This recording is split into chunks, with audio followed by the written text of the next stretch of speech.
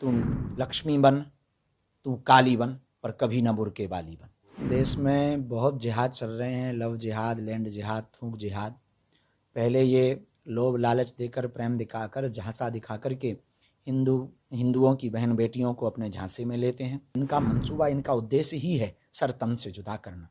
हमारी यही चिंता है कि आने वाले हिंदुओं की बेटियों का क्या होगा। देश में बहुत जिहाद चल रहे हैं, लव जिहाद, लैंड जिहाद, थूक जिहाद। पहले ये लोभ लालच देकर, प्रेम दिखाकर, झांसा दिखाकर के हिंदुओं की बहन बेटियों को अपने झांसे में लेते हैं, प्रेम जाल में फंसाते हैं। बाद में जब इनके मंसूबे पूरे नहीं होते हैं तो उनको मौत के घाट उतार देते हैं।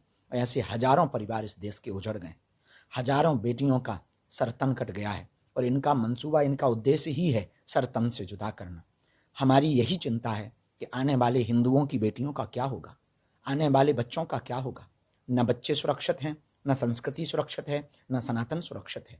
इसी चिंता में हम दिन रात अनवरत हिंदुओं को जागने की अपील कर रहे हैं, उनको प्रार्थना कर रहे हैं, गांव गांव जाकर के उनको जगाने के लिए पदयात्रा कर रहे हैं। और यह क्रांति जब तक हमारे तन में प्राण है तब तक तो हम प्रयत्न है हमारा कि यह क्रांति अनवरत जारी रहे। यही हमारी प्रार्थना है।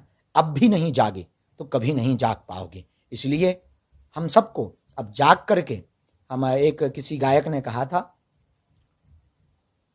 तू लक्ष्मी बन, तू काली बन, पर कभी ना बुर्के वाली बन।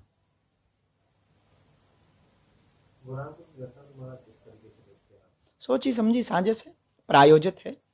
उनको इस प्रकार की समझाइश दी जाती है।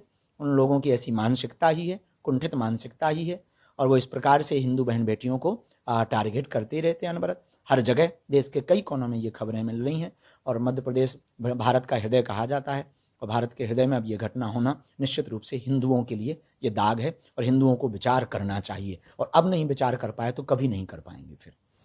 महाराज, फांसी की सजा की मांग की जा रही है इसको लेकर। बिल्कुल देनी चाहिए, बेझिझक देनी चाहिए। ऐसे लोगों को यदि फांसी दी जाएगी तो आने वाले कालांतर में ऐसी घटनाओं पर रोक लगेगा, वो कोई भी हो।